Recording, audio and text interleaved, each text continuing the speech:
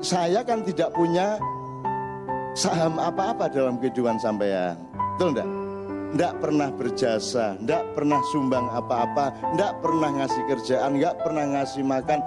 I do nothing terhadap hidup Anda, sehingga saya tidak punya hak apa-apa terhadap Anda. Biar Anda jungkir balik, saya bisanya diem aja. Gitu kan Bu ya? Nah, jadi sistem otoritas atau hak dan kewajiban ini harus kita pahami sebelum kita menyikapi apa-apa, terutama yang disebut persoalan umat tadi.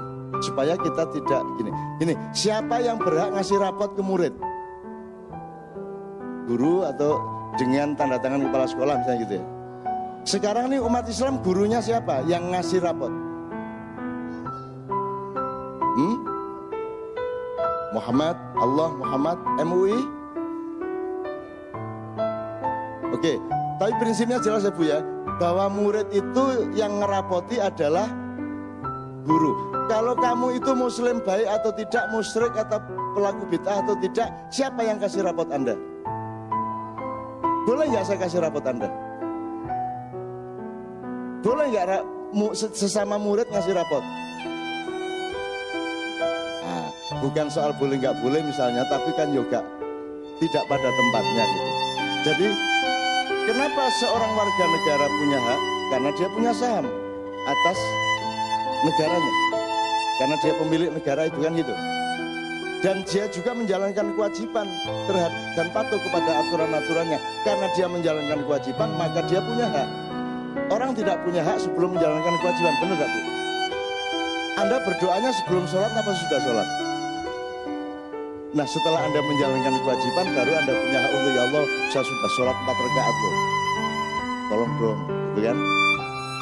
Kan nggak berdoa dulu terus, ya Allah kabulkan, kalau nggak dikabulkan aku nggak sholat. Ya nah gitu, nggak boleh gitu toh. Ya Bu ya. Nah, jadi kita mesti ngerti hak dan kewajiban, baik horizontal maupun vertikal. Nah sekarang gini, Ibu ngerti bedanya ibadah mahdhah sama ibadah muamalah atau ibadah ghairu mahdhah?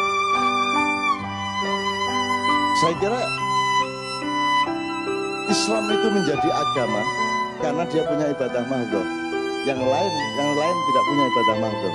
What is ibadah mahdhah? Ibadah mahdhah adalah perintah dari Allah langsung kepada kita melalui Rasulullah ya. Jadi misalnya rukun Islam, bersyahadat, itu ibadah mahdhah.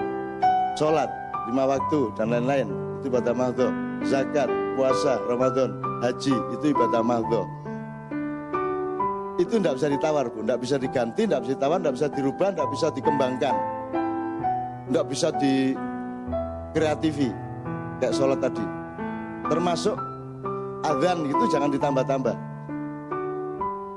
Makanya orang Syiah dituduh-tuduh kafir itu karena kan wa asyhadu anna li hujjatullah gitu. Ada gitunya sebagian orang Syiah. Tapi kadang orang NU ya gitu. La ilaha illallah, la ilaha illallah, la ilaha illallah Muhammadur Rasulullah, Syekh Abdul Qadir Jailani waliullah. Itu kan podo ae. Jadi Bu ya, ngerti ibadah mahdhah. Muamalah adalah rukun Islam, sesuatu yang dari atas. Kalau ibadah muamalah dari manusia ke Allah, ibadah mahdhah dari Allah ke kita. Itu ya Bu ya. Yang dari Allah ke kita itu ya, kalau sifatnya instruksional ya rukun Islam itu. Dan di Al-Quran jumlahnya 3,5% ayatnya. Sehingga yang tersisa 96,5% adalah ibadah muamalah. Kalau ibadah muamalah adalah cara kita untuk meningkatkan iman, untuk selalu ingat Allah, supaya kita ingat Rasulullah. Terus kita membuat sesuatu, tapi di luar ibadah mahdhah, di luar sholat, di luar yang resmi dari Allah. Misalnya wiritan, la ilaha illallah, la ilaha illallah, la ilaha illallah, ya Rahman ya Rahim, ya Rahman ya Rahim, ya Hafidh Fatni, ya Hafidh Fatni. Itu kan bukan ibadah mahdhah. Allah tidak nyuruh dan tidak mewajibkan, tapi Anda melakukannya demi supaya waktu dan energimu itu penuh oleh hubungan dengan Allah dan Rasulullah, kan begitu. Itu namanya ibadah muamalah. Ibadah muamalah itu kalau di beberapa tempat kemarin itu gini aja. Kalau ketela, Bu, itu bisa dijadikan apa? Ibu-ibu. Geduk. Bola. Tape. Peyem. Keripik. Saya tanya. Ibu bersyukur ada ketela, tapi kan nggak langsung dijebol terus dikerakoti lah, ya. Ya toh, dipikir terus di eksperimentasi akhirnya jadi geduk. Ada yang bikin peyem, ada yang jadi kolak segala macam. Jadi itu muamalahnya. Tapi mahdohnya adalah Allah menciptakan ketela, gitu kan? Jadi kerjasama takdir antara Allah dengan manusia. Allah bikin kayu, manusia bikin kursi, bikin meja. Allah bikin kapas, manusia bikin bantal, kan begitu? Nah saya tanya, NU-nya, Muhammadiyahnya, PKS-nya, Hizbut Tahrirnya itu tela apa geduk? Geduk.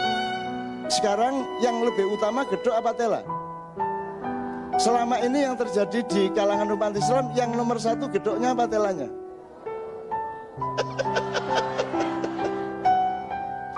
Yang terjadi, yang banyak terjadi adalah geduk diperlakukan sebagai ketela. Betul nggak, Bu? Padahal kuncinya ketela, geduknya itu silakan. Ada beda antara geduk sama kolak, tidak ada masalah. Ada yang 11 rakaat dan 23 rakaat. Ada yang sholawatan cukup di dalam sholat, ada sholawatan yang ditambahin di luar. Ditambah sampai ilir-ilir, sampai apa segala macam, segala masalah. Angger jangan dimasukkan ke dalam ibadah mahdoh. Kan gitu. Boleh nggak saya olahraga? Masya Allah, Masya Allah. Maha besar engkau yang telah memberikan otot-ototku, ya Allah. Ya Allah, engkau maha besar. Lihat ini jari-jariku. Siapa lagi kecuali engkau yang bisa memiliki ide untuk menciptakan 5 jari yang berbeda-beda satu sama lain. Ya Allah, gitu. Bagus nggak saya memuji Allah seperti itu? Loh, Bu, bagus enggak, Bu? Loh, Bu, bagus enggak? Loh, bukan takut loh. Bagus enggak? Lucu, ya oke lucu. Jadi kalau saya gitu itu kan seperti zikir, berfungsi zikir kan. Ya Allah, masya Allah, matur nuwun ya Allah. Yang tidak boleh adalah tengah-tengah sholat ini aku. Sami Allah liman hamidah. Ya Allah, tanganku ini, aku sih nggak boleh. Jadi ibadah mahdoh take it or leave it, nggak boleh diganggu. Wajib seperti itu, kamu lakukan atau kamu tinggalkan, kan gitu. Tapi kalau ibadah muamalah silahkan, asal tidak melanggar syariat. Itu, Bu, ya. Bu, yang saya maksud gini-gini tadi itu ibu itu ngilo ya. Tak kasih tambahan beberapa menit ya, nanti kasih tahu. Untuk bersyukur itu nggak perlu gaji besar, nggak perlu menjadi siapa-siapa. Saya ini nggak pernah jadi apa-apa, belas nggak pernah jadi apa-apa, dan tidak pernah mencalonkan diri jadi apapun. Saya nyalonin diri jadi suami itu pun ngawur, sikat langsung gitu. Pokoknya langsung tak lamar gitu aja, gak ganggu sir-siran, ganggu apa, tak lamar semua naik.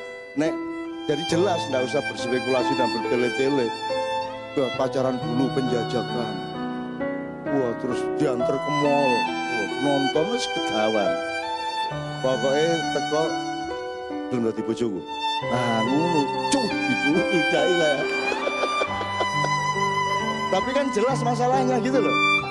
Yang jelas gitu loh, hidup itu bertele-tele, enggak karu-karuan, jelas begitu. Nah, dia lupa, dia tidak mengerti biologi, dia tidak mengerti ilmu frekuensi, dia tidak mengerti ilmu gelombang. Dia meludahi saya itu adalah memang target saya. Karena dia meludahi saya di Senayan ini, di warung. Tuh. Nah, zat-zat Novia kalau pakai menyatu.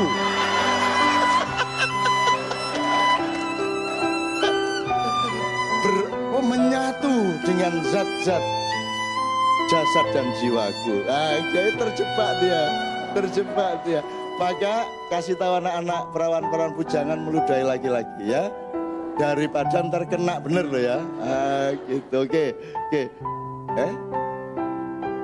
Iya Bu, tujuan saya itu supaya dia merasa terhina karena langsung saya lamar, nggak pakai ABC loh itu, nggak pakai Novia berapa albumnya semua, nggak pakai gitu-gitu.